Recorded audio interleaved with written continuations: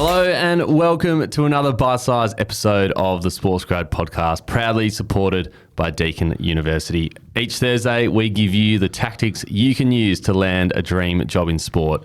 This includes things like networking, interviewing, and career direction, but all focused on sport. I'm Ryan Walker and I'm joined by Reuben Williams. G'day, Ryan. Now, for more regular content, follow us on LinkedIn, Instagram, and TikTok. Just search SportsGrad. Plus, hello to all our beloved SportsGrad community members who are hanging out with us on Discord, asking us questions, landing jobs.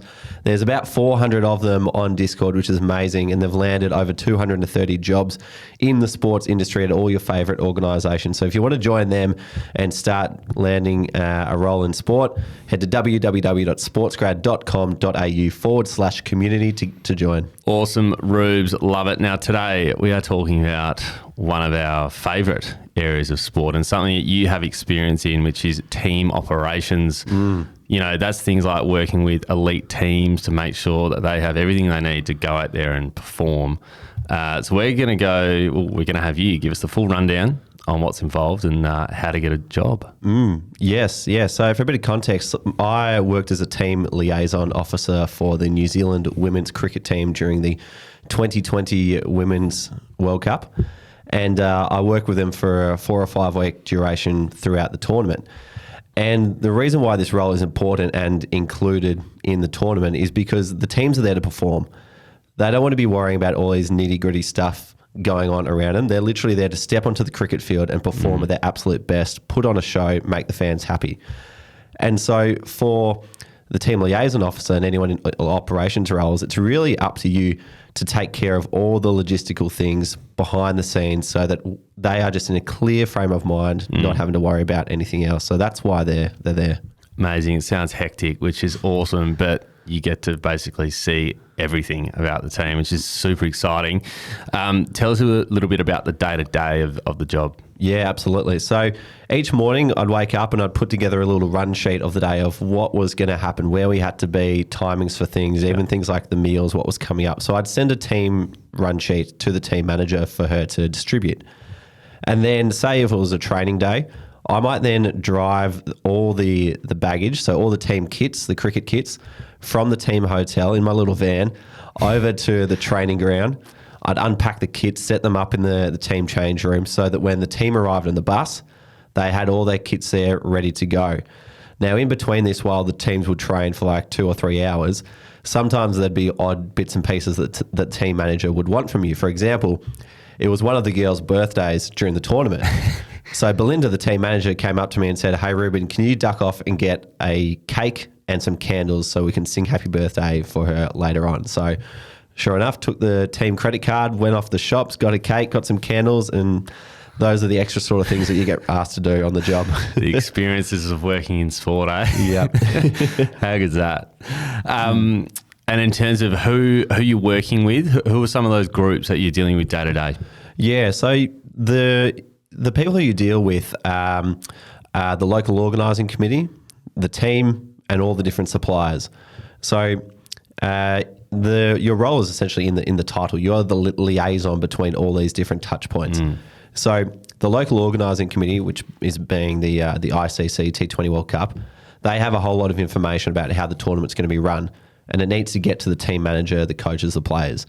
Yep. And the team manager doesn't know who to go to in the local organising committee for everything. So that's why I'm there to be that touch point, to go and get all the different information.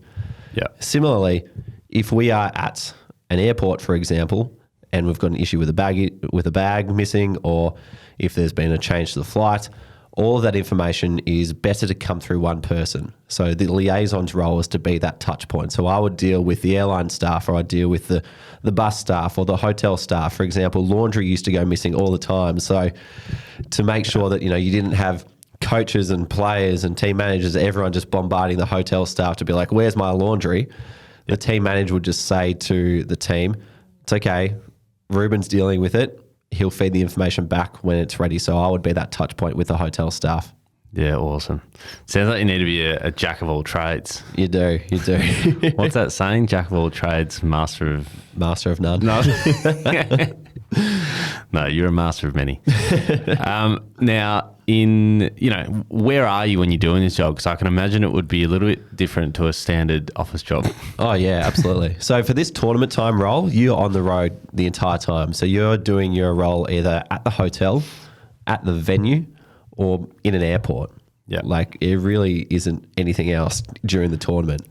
For similar type of roles, because these sorts of roles exist in seasonal sports, so your AFL, A-League, EPL, you're probably in the office sorting out a lot of these things, and then you'd be on the road on the weekend with the team. But yeah, largely you are just in the hotel, at the venue, or in the airport.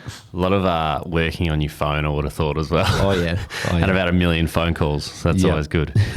And for someone who's interested in this, how can they get into it? Yeah, so you have to be extremely organised. There's no ifs or buts about it. So you have to have excellent time management skills. You've also got to be a very clear communicator and a good negotiator too, because if a bus says we can't possibly be here by this time, but the team manager is saying we have to leave at that time, and you're stuck in the middle of it, you've got to try and pull some strings with the bus company to make sure that the team gets what they want. So that's essentially your only job. Make sure the team gets what they want.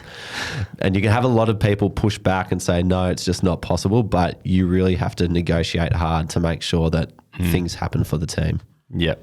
Just get them on the field. That's what you're there for. Awesome. Well, that's an unreal little rundown of everything about team operations. Some episodes with people in team ops, and I've done Urmila Rosario from Cricket Australia. What episode was she? So she was episode 81, I reckon, or 83. Yeah. But she's the team manager of the Australian women's cricket team. So I saw her during the tournament quite a bit. I was with New Zealand. She's with Australia. We cross over every now and again. Yeah. But she is the perfect person to listen to if you really want to dive into this space. Awesome. Well, Reuben 1, Urmila number 2. Sounds like there's some good podcast listening there. Awesome. We'll wrap up there, but connect with us on LinkedIn, plus be sure to jump into the SportsGrad community where you can find us there. Head to sportsgrad.com.au/community to join, or head to the link in our show notes. Also, if you love the show, we would love for you to rate the show 5 stars wherever you listen to your podcast. Subscribe on Apple or follow on Spotify. Thanks for listening. We'll see you next time.